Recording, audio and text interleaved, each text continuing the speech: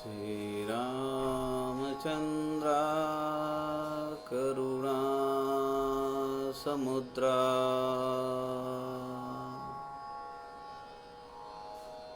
ध्यातो तुझी राजसयोगमुद्रा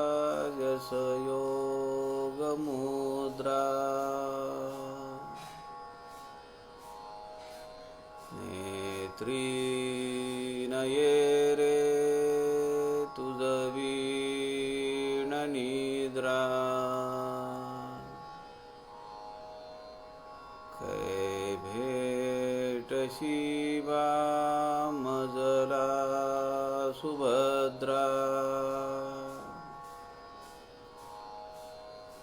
शुका सारिखे पूर्ण वैराग्य जाचे वसिष्ठा परी ज्ञान योगेश्वराचे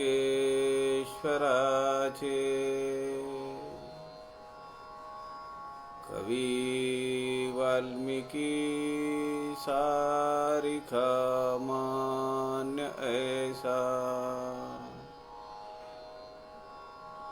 नमस्कार माझा सद्गुरु रामदासा जय जय रघुवीर समर्थ सब संतन की जय।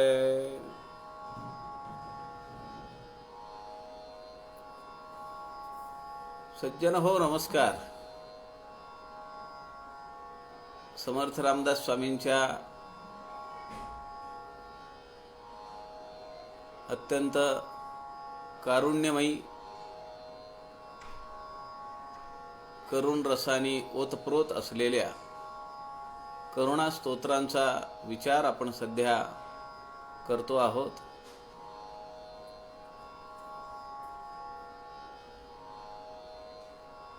संत समागम या फेसबुक लाईव्ह पेजचे सूत्रधार आदरणीय प्रवीणजी शास्त्री यांच्या सूचनेप्रमाणे आपण समर्थ वाङ्मयाचा अभ्यास करण्यासाठी एक वेगळी दृष्टी मिळावी, एक वेगळा आयाम आपल्याला प्राप्त होईल का पाहावं, यासाठी म्हणून आपण हा अभ्यास चालवलेला आहे। आपण पाहतो आहोत की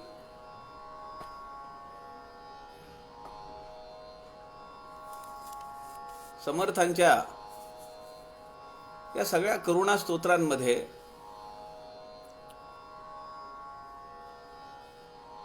रामाच्या भेटीबद्दलची तळमळ आहे। राम भेट देत नाही, राम दर्शन देत नाही आणि समाजाकडूनही हीनदीनपणाची अशी वागणूक मिळते आहे। त्यावर उद्विग्न होऊन समर्थांच्या अंतःकरणातून ही करुणाष्टकं वैखरी वाणीने प्रस्फुटित झालेली आहेत। असंच एक करुणाष्टक आहे। सर्वोत्तमा कै मज भेटी देशी। श्रीराम समर्थ श्रीराम। दुःखानळे मी संतप्त देही, तुझवीण रामा मज विश्रांती नाही। आधार तुझा मज मी विदेशी, सर्वोत्तमा कै मज भेटी देशी। प्रालब्ध खोटे अभिमान आला, स्वामी समर्था वियोग झाला। तेणे बहुक्षिती वाटे मनासी, सर्वोत्तमा कै मज भेटी देशी, तुझिया वियोगे बहुवेदनारे,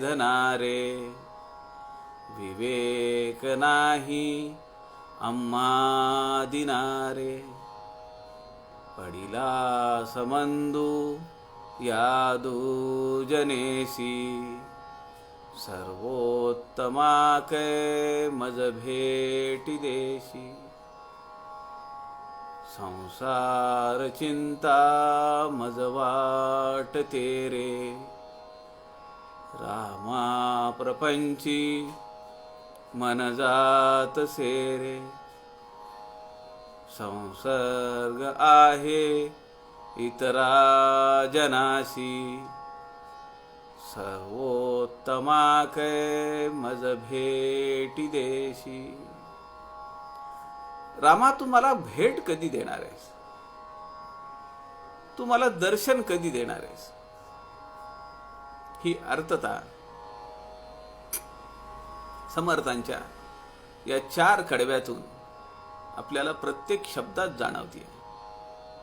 दुःखानळे मी संतप्त देही.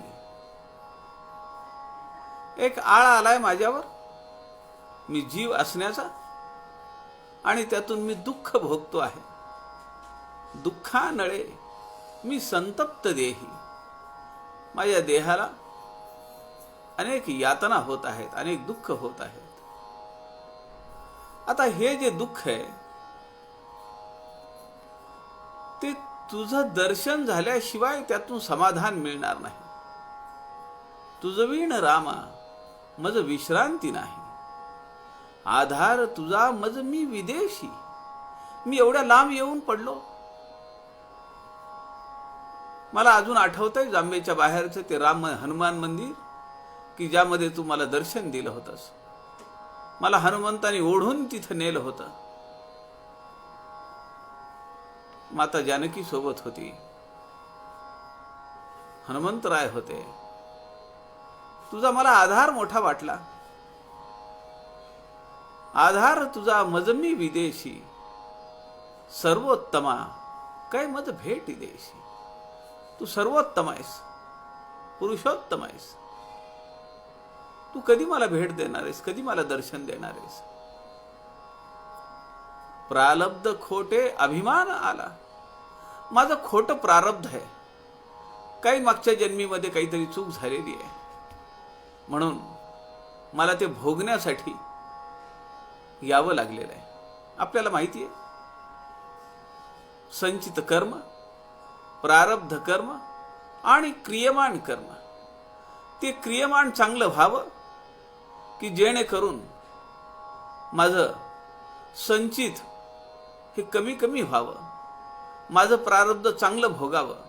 म्हणून मी एवढ्या लांब आलो. जांबेला जाम गावाला सोडलं मी, आणि सगळ्या माझ्या आप्तस्वकीयांचा त्याग करून मी एवढ्या लांब टाकळीला आलो. लपतछपत आलो. कुणाला माझी ओळख नाही सांगितली. जे मिळेल ते मी खाल्लं, जसं पडेल तसं मी झोपलो. जे मिळेल ते पांघरलं, नाही मिळालं तर दिशांचं पांघरून केलं.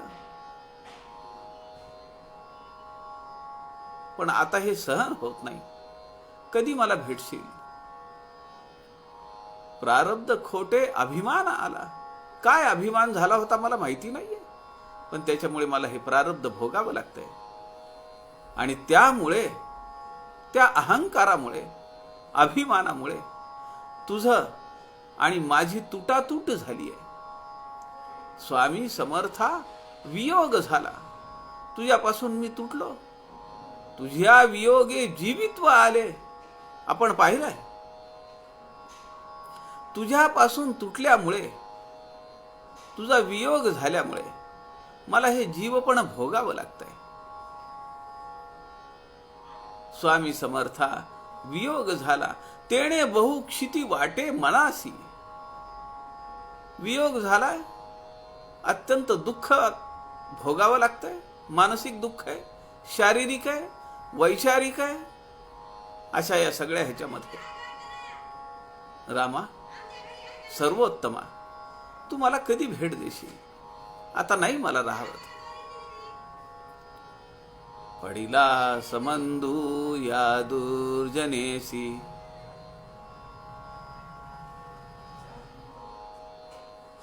तुझिया वियोगे बहुवेदना रे. विवेक नाही आम्हा दिनारे. पडिला समंधू या दुर्जनेसी, सर्वोत्तमा कै मज भेटी देशी. तुझ्यापासून वियोग झाला म्हणून अनेक वेदना मला भोगाव्या लागत आहेत. बहुवेदना रे. विवेक नाही आम्हा दिनारे. आमच्याकडे विवेक नाही, वैराग्य नाही. त्यामुळे त्या दुःखांचा त्रास हा जास्त होतो आहे. पडिला समंधू या दुर्जनेसी. आणि तिथून मी निघालो घरातून. मातेला सोडलं, वहिनीला सोडलं, भावाला सोडलं, मित्रांचा त्याग केला आणि या ठिकाणी आलो. हे सगळे मला दुर्जनच दिसतात. एकही मला नीट बोलत नाही. एक वेळचं अन्न सुद्धा मला ते बरोबर देत नाहीत. पोरं माझी टिंगल उडवतात. जे प्रापंचिक लोक आहेत त्यांनाही वाटतं की मी आयत खाऊ आहे, मला काही काम करायला नको. देवाच्या नावाखाली मी मागतो आहे अशा भावनेने ते माझ्याकडे पाहतात. असे हे दुर्जन या ठिकाणी जमा झाले. रामा, तू मला कधी भेट देशील? सर्वोत्तमा काय मज भेटी देशील. संसार चिंता मज वाटते रे. रामा, प्रपंची मन जात से रे. प्रपंची मन जात आहे म्हणजे काय लग्न करा वाटतंय का? पण मला पुन्हा माझी आई आठवतीये. आमचे श्रेष्ठ आठवतात, गंगाधर पंत. वहिनी आठवतीये. माझी सगळे सवंगडी आठवतात. संसार चिंता मज वाटते रे. रामा, प्रपंची मन जातसे रे. संसर्ग आहे इतरा जनासी. हे कशामुळे झालंय? माझं प्रपंचाकडे मन जातंय, हे दुर्जन वाटतायत. कारण माझा जो मला जो संसर्ग होतो आहे ते सगळे प्रापंचिक जन आहेत. संसर्ग आहे इतरा जनासी. या लोकांमुळे मला पुन्हा पुन्हा, कारण हे सगळे प्रापंचिक जन आहेत. मी टाकळीला राहतो आहे. 2-2.5 तास 3 तास माझी विश्वनाथ शास्त्रींकडे गेल्यानंतर त्या ग्रंथांचा अभ्यास करत असताना किंवा संध्याकाळी प्रवचन निरूपण ऐकत असताना तेवढा काळ मी या लोकांपासून दूर आहे. साधूंच्या जवळ आहे, संतांच्या सहवासामध्ये, महानुभावांच्या सहवासामध्ये. पण रामा, एरवी मात्र मला तर याच लोकांसोबत राहावं लागतं. हे प्रापंचिक जन आहेत, हे प्रापंचिक लोक आहेत आणि त्यांच्या संसाराकडे पाहिल्यामुळे मला माझं मन सुद्धा प्रपंचाची आठवण करून देतं आणि मला माझ्या आईची, मला माझ्या गावाकडची आठवण येते. म्हणून रामा, तू मला कधी भेट देशील सांग. अत्यंत अर्थतापूर्ण आणि तळमळून कळकळून रामाला समर्थ आवाहन करतायत की तू मला कधी भेट देशील. आणि मग याच अवस्थेमध्ये समर्थ चाफळवाडीला आले. भिक्षा मागितली. बाईने सूप भरून भिक्षा आणली. ते म्हणाले, एवढी नको, थोडी भिक्षा घेतली, बाकीची परत केली. त्या बाईला आश्चर्य वाटलं. अजून आणा म्हणणारे भिक्षेकरी असतात, आणि हा आणलेली भिक्षा नको म्हणतोय. ती बाई डोळे वटारून पाहत होती, डोळे विस्फारून पाहत होती.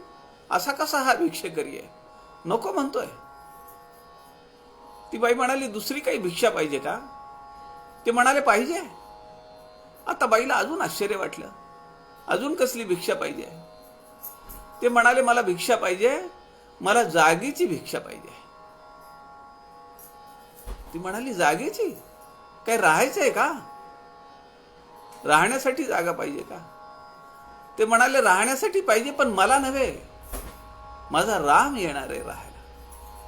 कारण तो आता मला दर्शन देणार आहे आणि त्याच्या सहवासात मी राहणार आहे.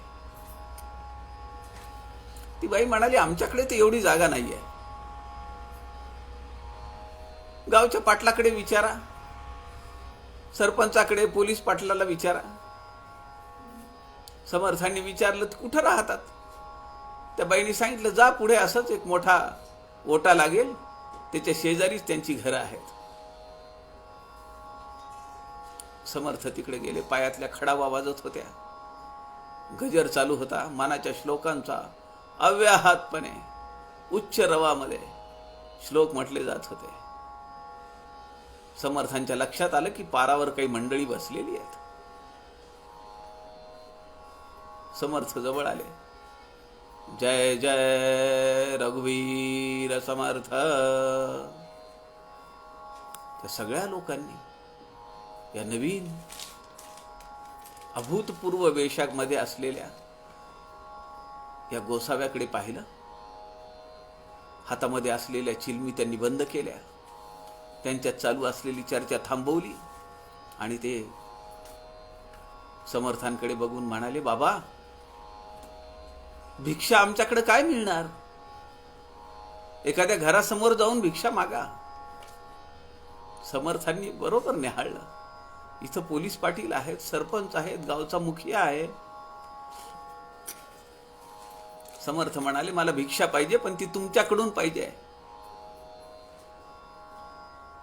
अजून त्यांना आश्चर्य वाटलं. सगळ्या लोकांनी कोंडाळं केलं बाजूला. बसा म्हणाले. कसली भिक्षा पाहिजे? समर्थ म्हणाले, मला जागा पाहिजे. ते म्हणाले, आता इथं प्रपंच करणार का तुम्ही? इथं राहणार का आमच्या गावात? पुन्हा तोच प्रश्न. समर्थ म्हणाले, मी नाही राहणार, माझा राम राहायला येणार आहे. आता गावात जागा कुठे? छोटी वाडी होती, ती जागा द्यायची कुणाला?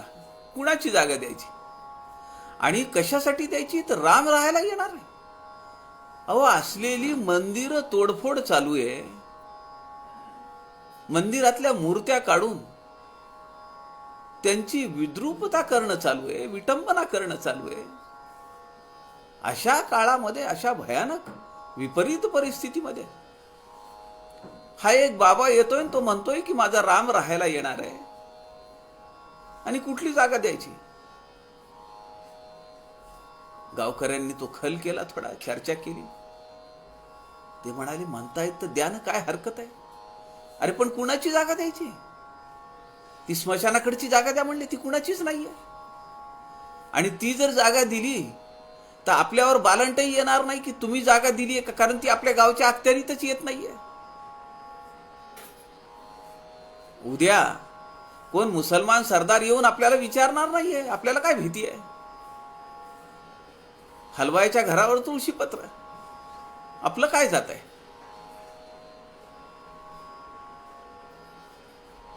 विचार केला. समर्थही पाहत होते, काहीतरी चर्चा चालली आहे, रामासाठी जागा मिळणार आहे. सर्वोत्तमा कैमज भेटी देशी. आता तो दयाळू राम, तो दयार्णव, दया सिंधू, कृपेचा सागर प्रभू रामचंद्र आता इथे येणार आहे. लोकांनी निश्चय केला आणि मांड नदीच्या काठी असलेल्या स्मशान भूमीची जागा समर्थ रामदासांना दिली. समर्थ म्हणाले, ठीक आहे. दुसऱ्या दिवशी समर्थ कुऱ्हाड घेऊन गेले.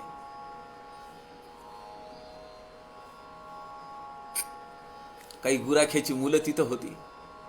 त्यांनाही अचंबा वाटला.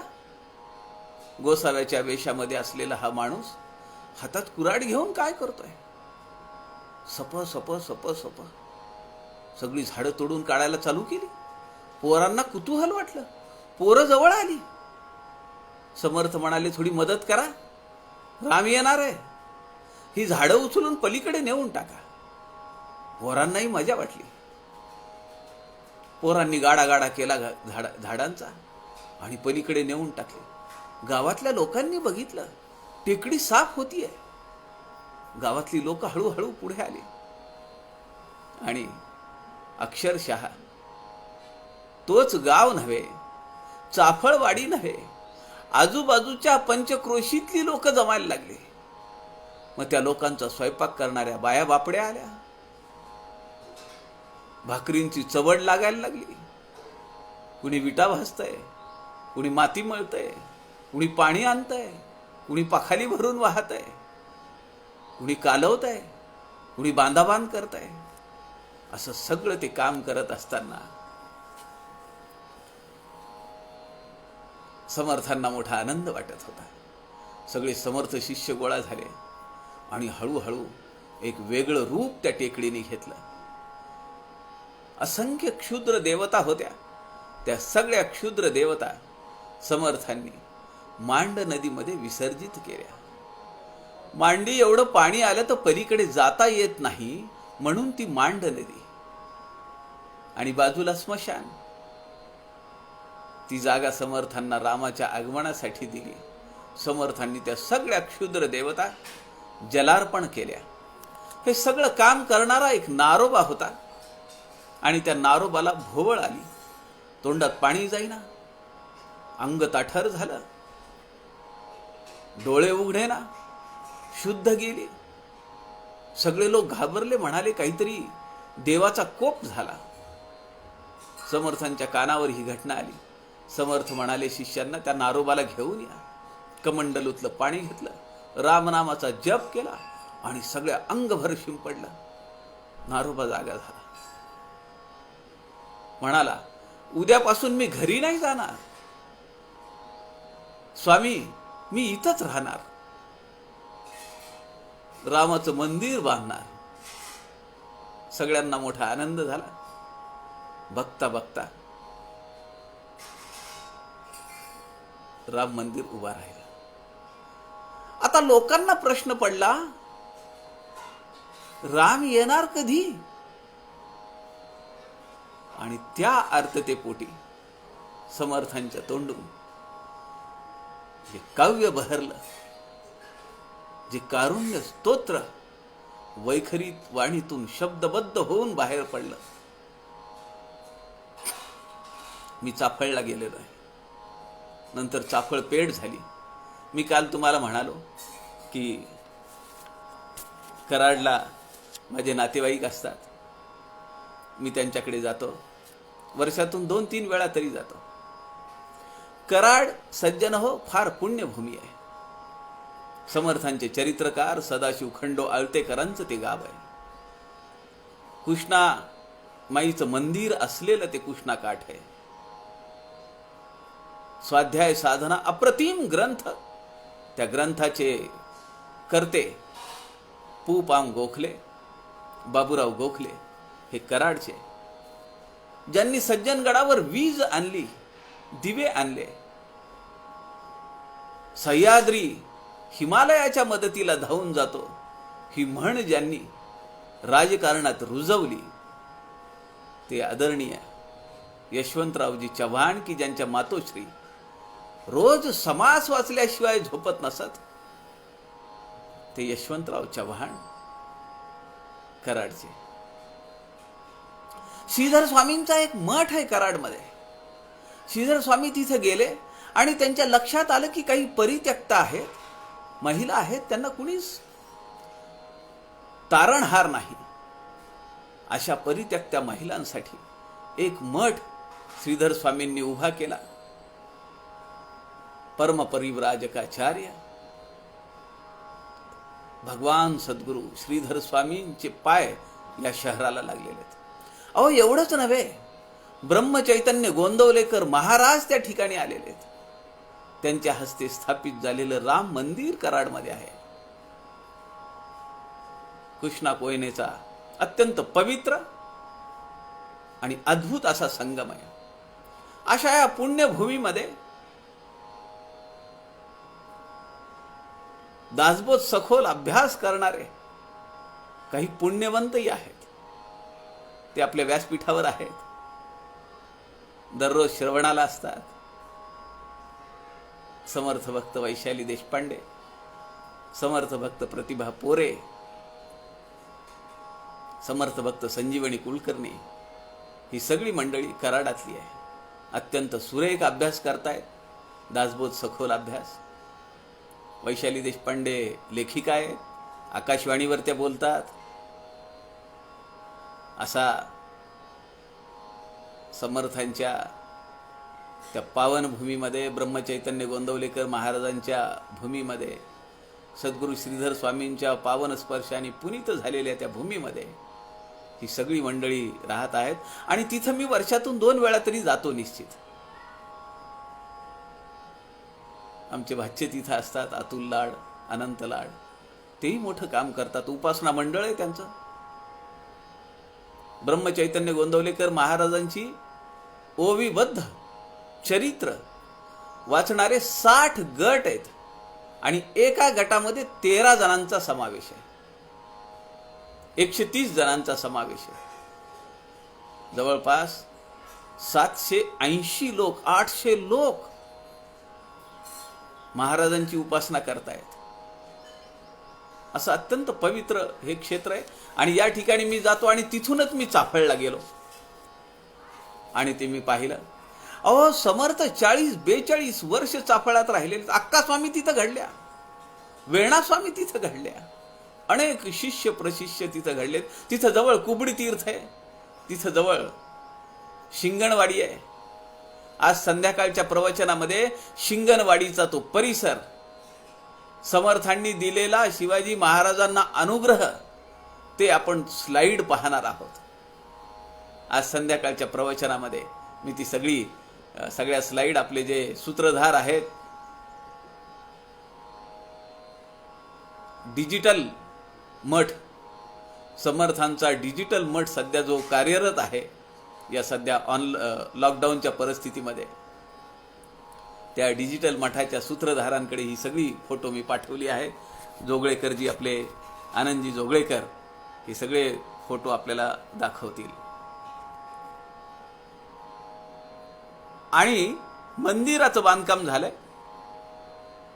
समर्थ म्हणतायत, लवे नेत्र पाते स्फुरे आजिबाहे, दीनानाथ हा राम येणार आहे. जयाचे नियोगे सुखानंद लोटे, तया देखता अंतरी बाष्प दाटे. लढे पाळितो राम आम्हा दिनांचे, कृपा सागरू भाव जाणे मनाचे. नुपेक्षी कदा संकटी धाव घाली, तया देखता मानसे ते निवाली. लगा पाहता राघवे वीन नाही, निराधार हे पाहता सर्व काही. चळेना जनी तोची अश्रो धरावा, रघुराज आधार याचा करावा. लपावे अति आदरे रामरूपी, भयातीत निश्चित ये सस्वरूपी. कदा तो जनी पाहताही दिसेना, सदा ऐक्यतो भिन्न भावे वसेना. लघु लाघवी राम को दंडधारी, मनी चिंतिता शोक संतापहारी महासंकटे नाम घेता निवारी भवसागरी मूढ पाषाण तारी लवे नेत्र पाते स्फुरे आजी बाहे. आज माझ्या बाहूंना स्फुरण आलेलं आहे. माझे बाहू कंप पावतायत. आज राम येणार आहे. लवे नेत्र पाते, डोळ्यांची पापणी सारखी लवतीये, शुभ संकेत देतीये. कारण दीनानाथ, दीनांचा जो नाथ आहे, अनाथांचा जो नाथ आहे, जो कृपा सिंधू आहे, तो येणार आहे. जयाचोई नियोगे सुखानंद लोटे, तया देखता अंतरी बाष्प दाटे. कंठ दाटून येतो, डोळ्यामध्ये पाणी येतं, नाक फुरफुरायला लागतं. लळे पाळी तो राम आम्हा दीनांचे. आम्ही जे जे मागावं ते सगळं पुरवतो राम आम्हाला. लढिवाळपणे आम्ही हट्टाने काही मागितलं तरी तो आम्हाला ते पुरवतो.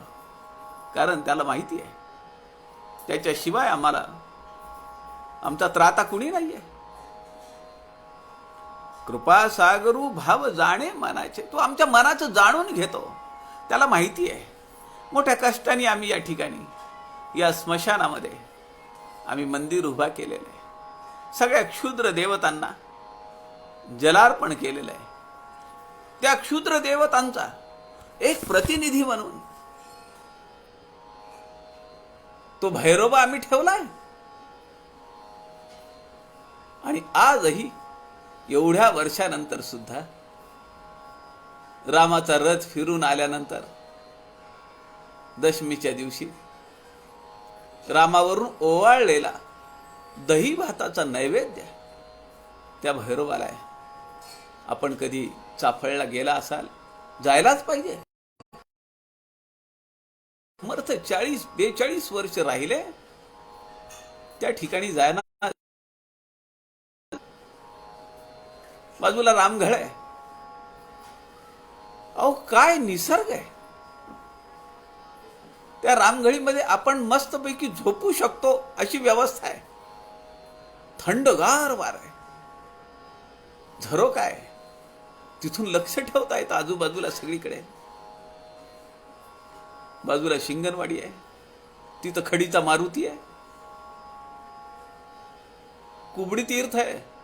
राजांना तहान लागली, पाणी नव्हतं. समर्थांनी कुबडीनी दगड फिरवला आणि तिथून पाण्याचा झरा, अजूनही पाण्याचा झरा चालू आहे त्या कुबडी तीर्थाचं.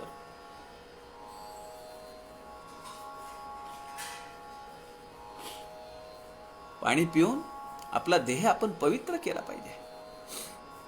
या सगळ्या ठिकाणी आपण जायला पाहिजे.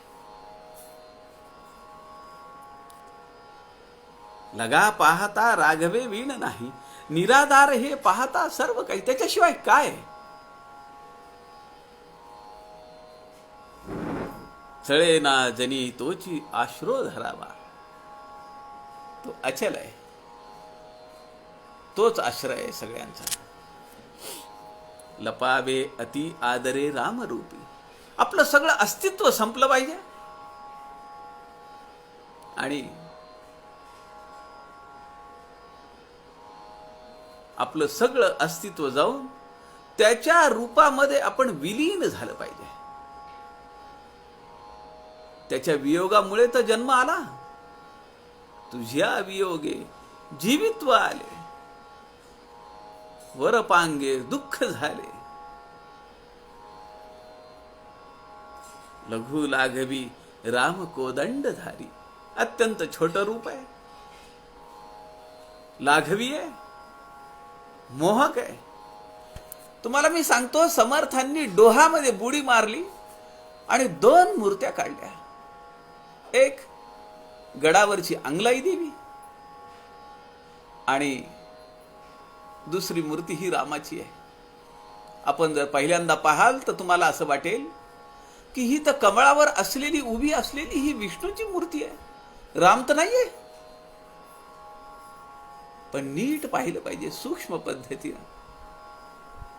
2 हाताच्या खाली रामाच्या 2 लघु मूर्ती आहेत. एक लक्ष्मण आहे आणि एक सीता आहे. असं हे लघु लाघवी मोहक असं हे रूप. मनी चिंतिता शोक संतापहारी, महासंकटे नाम घेता निवारी, भवसागरी मूढ पाषाण तारी.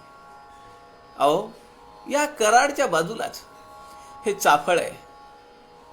ह्याच्या बाजूलाच रंगनाथ महाराजांची निगडी आहे. आज निगडीची स्लाइड सुद्धा आपल्याला संध्याकाळी पाहायला मिळणार आहे. रंगनाथ महाराजांची समाधी आज आपल्याला दररोज संध्याकाळी जोगळेकरजी आपल्याला दाखवतील. समर्थ पंचायतनापैकी एक रंगनाथ स्वामी, ज्यांचा राजयोग म्हणून प्रसिद्ध होता. बाजूला शिरगाव मठ आहे, दत्तात्रय स्वामींचा मठ.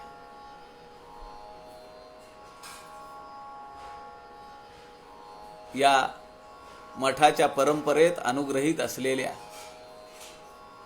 याच व्यासपीठावर हिंदीमध्ये दासबोध करणाऱ्या सौ लोचन काटे आहेत. हिंदीमध्ये दासबोधाचं रूपांतरण चालू आहे. 15 दशक पूर्ण झालेत.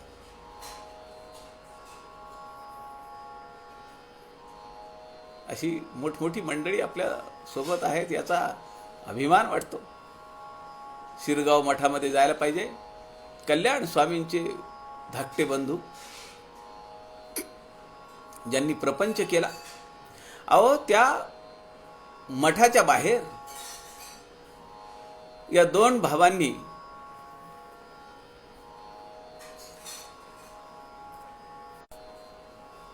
आपल्या मातेच्या स्मरणार्थ जे तुळशी वृंदावन उभं केलंय, ते आपल्या 2 हातांच्या कवेत येत नाहीये. एवढं मोठं तुळशी वृंदावन आहे.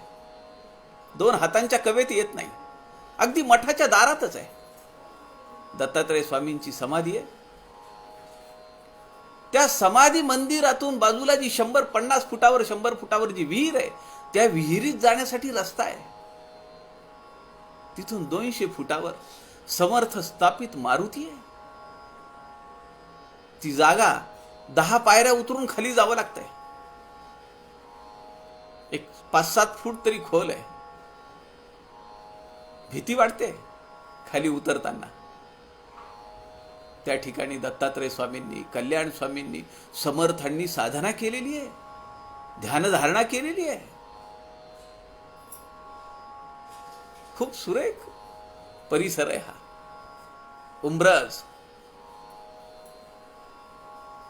उमरजच्या जवळच आहे. बाजूला खंडोबा आहे, पाल आहे, पालीचा खंडोबा. खूप पाहण्यासारखी स्थळं आहेत या भागामध्ये.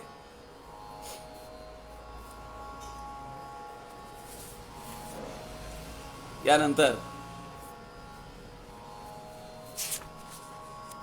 एक असंच करुणा स्तोत्र आहे, जरा हटके, पण हे सुद्धा रामाशी संबंधित आहे. आणि याला नाव आहे परशुरामाची प्रार्थना.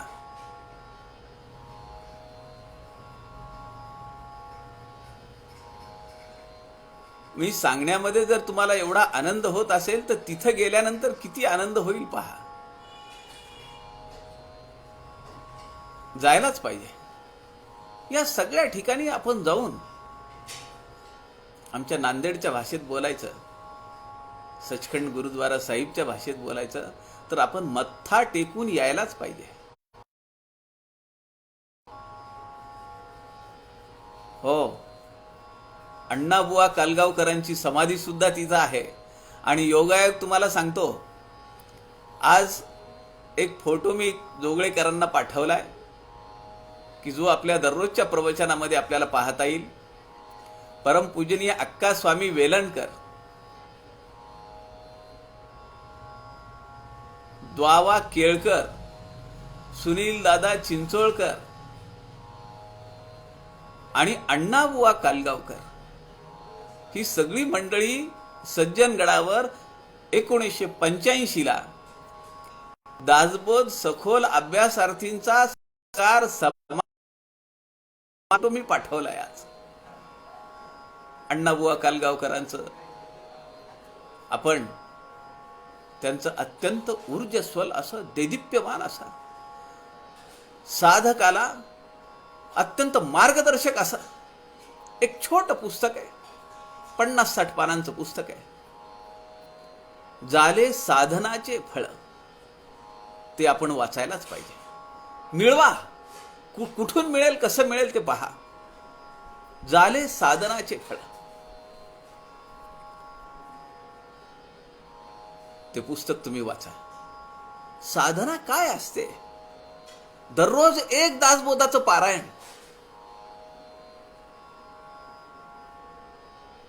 विश्वास बसत नाही ना. दासबोधाचं रोज एक पारायण, ग्रंथाचं पारायण. अहो त्या जीवनातले त्या साधकावस्थेतले काय प्रसंग आहेत.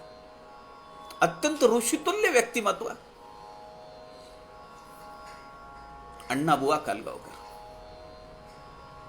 त्यांच्याकडे पाहिल्याबरोबर माणसाने नतमस्तक व्हावं असा तो तेजपुंज देह होता. समर्थ सदन मध्ये जवळपास 5 फुटाचा फोटो आहे अण्णाबुवा कालगावकरांचा फ्रेम केलेला. अत्यंत तेजस्वी सात्विक भाव चेहऱ्यावर.